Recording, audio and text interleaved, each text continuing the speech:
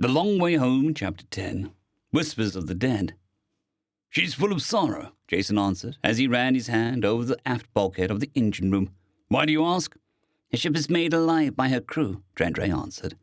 Jason thought, closed his eyes, and listened to the Longway's reactor hum in low-power mode, and the buzz of the gravity generator keeping the ship's night waters safe from the planet's 1G gravity, to the soft rattling of the air conditioner, and to the sounds of water flowing in the pipes. "I see. She's still full of sorrow, but we brought her our own things. Wise cheer, Stowaway's anger, your determination, and your courage," Drandray noted.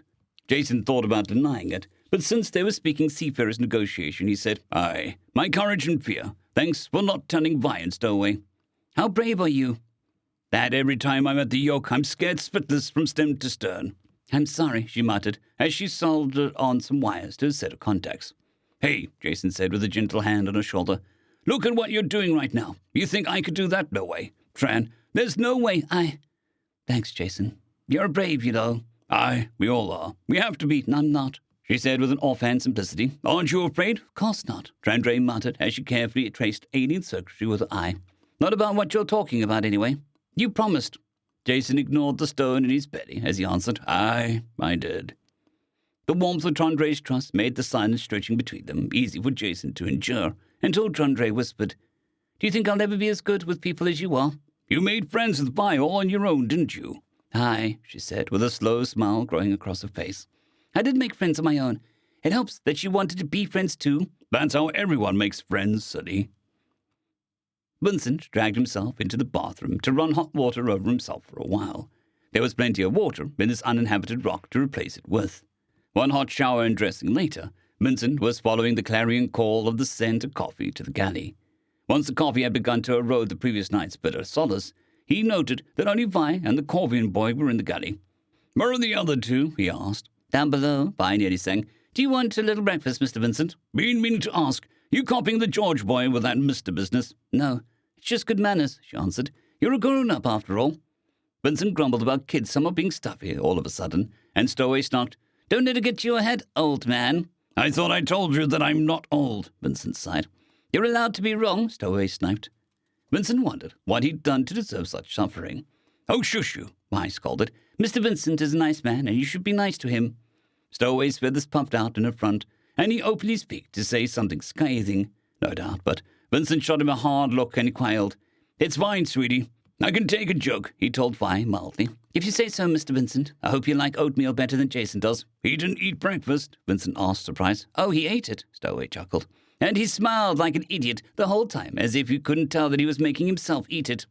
"We're low on eggs," Vi admitted with an almost pleading tone. "I do like oatmeal," Vincent said with perfect honesty, "and I'm sure that Jason's not mad at you." "Why would he be?" Stowaway scoffed. "Kid, hush. I'm going to enjoy my coffee and oatmeal, and you're going to think about why you crashed in that last sim," Vincent said as he took another sip. "I wish I could go outside," Stowaway whined. "I guess you could try," Vincent said, "but I think that it would be a bad idea."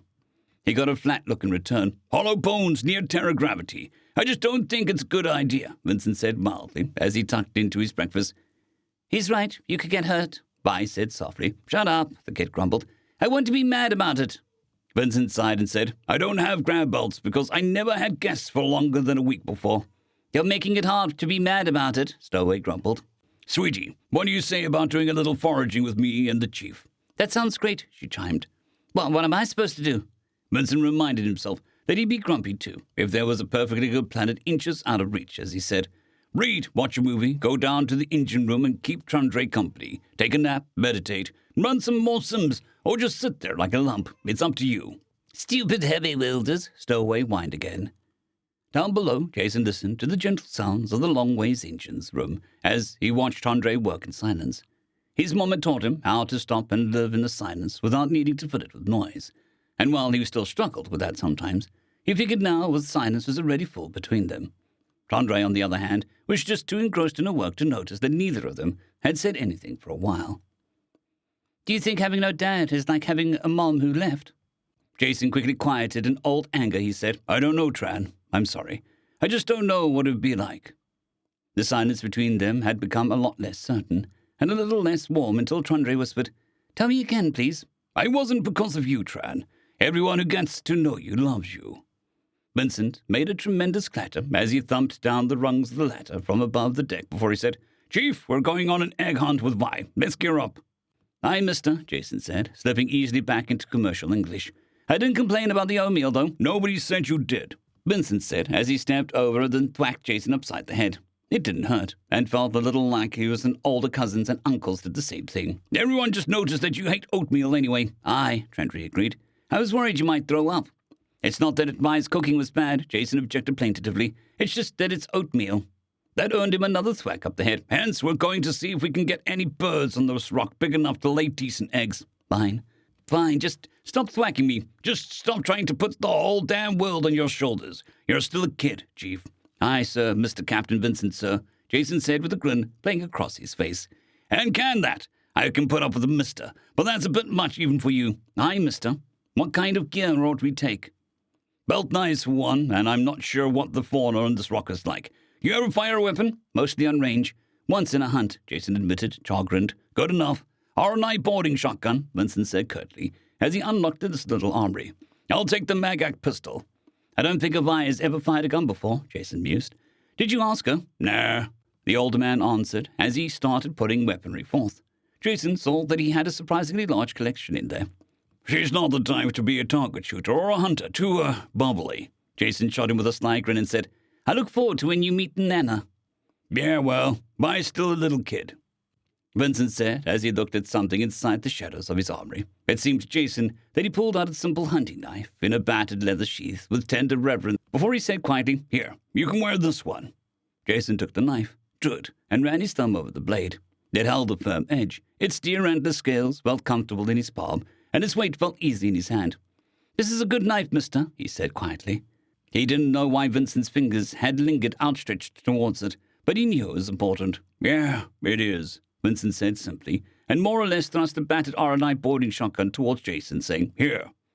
Jason took it and said, "We'll see you in a couple of hours, Tran. Don't stay down here all day. Go back up decks and run some, or maybe put on Lord of the Rings with Cadet."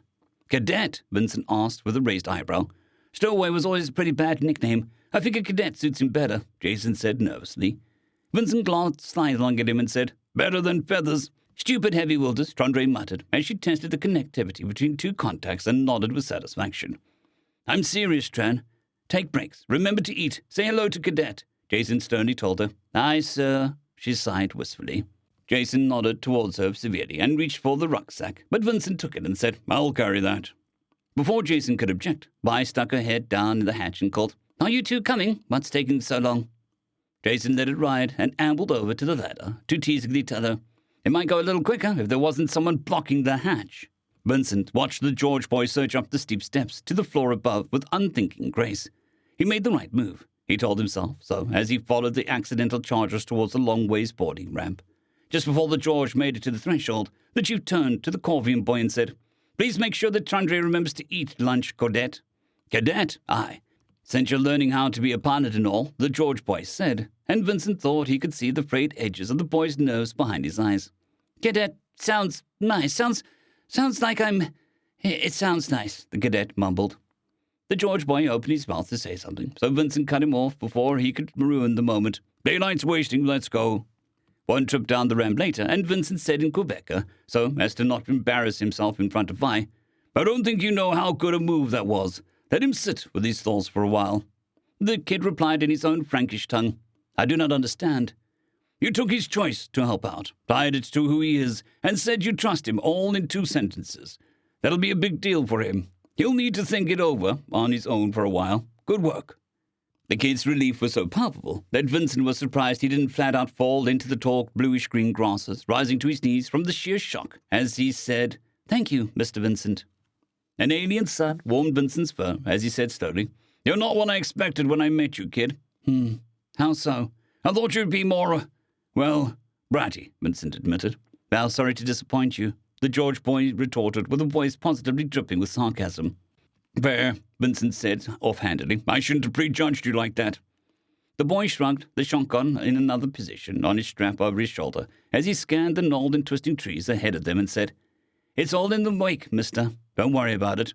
"Damn, kid, this isn't easy for me. I'm not good at this kind of thing." "That's okay," the boy interrupted. Lots of people have expectations about me before ever meeting me. I'm used to it." The sweet scent of the fruit's tree blossoms wafted on the breeze as Vincent took a deep breath to calm his frustrations. "Please bear with me. I just have to muddle through." The boy stopped. Vi stopped ahead of them and looked at the pair with quizzical concern. "What I mean is I had the wrong idea about you and maybe your whole family. It got me thinking that maybe a lot of people expect things from you, and maybe a lot of them expect more than you to be full of yourself. I got to thinking that you're a normal kid for all that, and that's a lot of pressure for your normal kid." The long grasses rustled against the George boy's knees, and a practiced blankness came over his features as he said woodenly, "Aye, it is.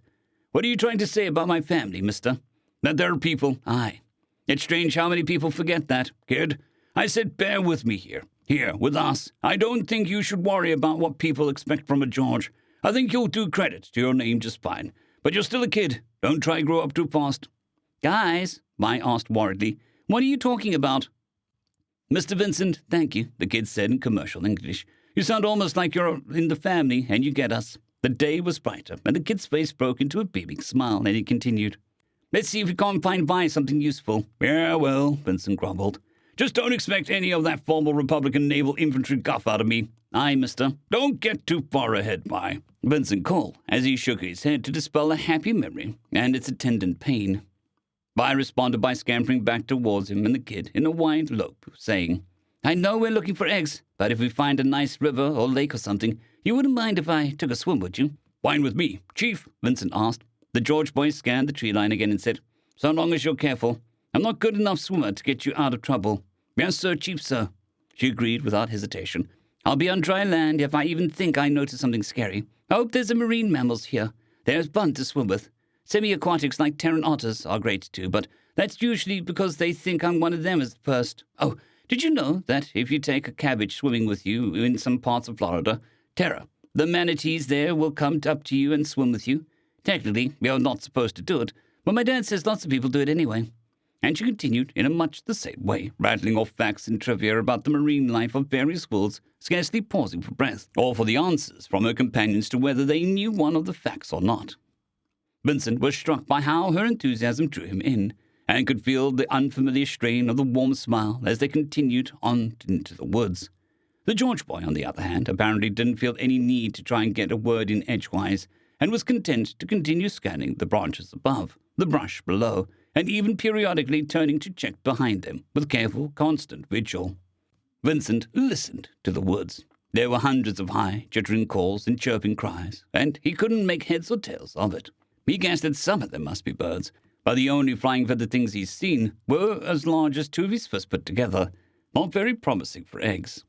However, after about an hour and a half, Vincent found something promising.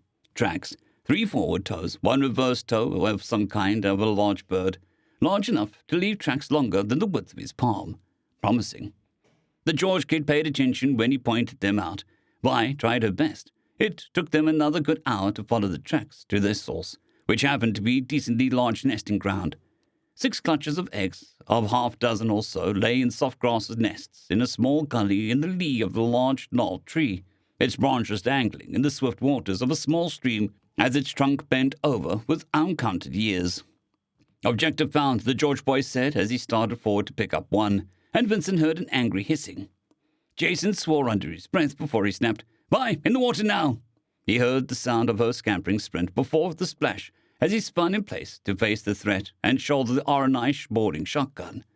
They were birds of some kind, each about 2 feet wide balls of feathers, each on long scaly legs ending in wicked claws, each with long serpentine necks supporting angular heads with beaks that surprisingly also had teeth below their beady black eyes. They were fast. There was a baker's dozen of them. They weren't waiting for them to be chased away from their nests. Vincent had cleared his holster and was drawing a bead on the lead bird, so Jason took aim at the bird behind and sent a tight group of tiny magnetically accelerated flechettes through the ball of feathers and flesh. Again and again he aimed and fired. Once, twice, thrice, and the birds were on them. One of the birds struck at Vincent's leg. The man gave a wordless howl and kicked the bird with his other leg. The thing hit the tree and fell to the ground still. Jason drew, kept his head, and backed up and fired. Ball left. He was taking aim once more when he noticed Vincent stumble in an odd circle and fall to the leaf-strewn forest floor with an ominous thud. Jason swore again, and noted that the remaining birds all swiveled to face his voice. He pulled the trigger. 3 left. His spear fell away as the remaining birds began hissing and stalking towards him, puffing themselves out to appear bigger. This was what he was made for, to take the risk all, wholly from others upon his own shoulders, and fight, to face the danger and come to grips, to contend, to give those behind him a victory. The most sulphurous string of blasphemous swearing and profanity began to pour from his lips in an angry stream as he took aim and pulled the trigger once more. 2 left. They charged. He aimed and shot. 1 left. The birds were on him. He couldn't draw a bead. He hefted the shotgun in a stock strike into one of the striking heads that sent the creature stumbling away. He fired from the hip. 1 left. The bird had circled behind him, talons bit into his shoulders as the bird leapt onto his back and reared back to strike. Jason absorbed the momentum of the strike into a forward-jumping roll that knocked the creature away from his back. The deer antler scales were in his hand, and cold steel glinted angry defiance into the dappled alien sunlight. "Come another step closer, and I'll cut your white motherfucking head off, you scorched son of a half-chit paw." He snarled at the thing. It didn't heed him. Jason's left hand darted back from where the creature had struck, and forward again to seize its snaking neck before he could rear back. The knife flashed. Red blood splattered the falling leaves. Jason stood there panting. "All clear, Vi," he called, and she sloshed out of the water, her eyes wide with... Jason hoped to God it wasn't fear of him. "Oh no, Mr. Vincent," she said, as she bounded over to the man's weakly struggling form. Jason looked, and was alarmed to see so much blood pooling beneath the man's wounded leg. "He needs your help," Jason said, as he too darted to Vincent's side and fairly tore the man's belt from his trousers to repurpose as a tourniquet. "Find me a sturdy stick." "Yes, sir, sturdy stick," Vi said in a shaking voice before she did as he asked. When she returned, he threaded the proffered stick through the belt and twisted it in to stem the bleeding and told her, "Hold it like this. No, stop. Vincent needs you right now. I need you right now. He's too heavy for me to carry. So I need to make something up to drag him, so I need you to hold the stick while I do. You can freak out later." Vi took a few shaky breaths, took one stick in trembling hands, and squeezed her eyes shut as Jason left maintaining the pressure to her, while he scrounged up a long straightish sticks and had extricated the rucksack from Vincent's shoulders. Within, he found a coil of paracord that he used to lash the 2 long sticks to the sack's frame, and found a third shorter stick that he lashed to the parallels to use as a brace to pull the contraption. There was still enough paracord left to secure a weakly struggling Vincent to the rucksack, and he added another brace to the contraption to keep his leg from dangling and to make it a little more sturdy. "I want you to keep the pressure on the ride," Jason told Vi, and suppressed a pang of guilt as the held-back tears he saw in her eyes. "I remember the way back, and I think I'm strong enough to get him to the ship in time." Yes, I'll keep doing this." So he began. He lifted the sleigh, braced against the crosspiece, and began to drag his friends to safety. One step followed another, and then alien sun beat down on him through the canopy above. Within minutes, sweat dripped down his forehead, and he blinked it out of his eyes, down his shoulder blades, and along his straining back. One step followed another, and he focused on breathing. In through his nose, out through his mouth. His calves and thighs began to ache. His lungs began to burn. His heart thundered in his ears. His shirt was clinging to his back. One step followed another. The ground beneath his shoes became treacherous. His ankles twisted and threatened to sprain as he stumbled. He could no longer maintain his measured breathing. Air came in gasping, panting gulps. White spots danced across his vision. One step followed another. The long way came into view. There was nothing else in the world, just him, the sleigh, and the long way. One step followed another, and he bellowed at the top of his lungs, "Corman!" End of chapter.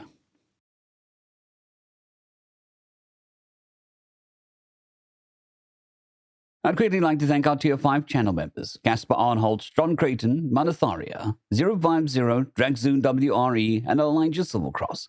Thank you very much.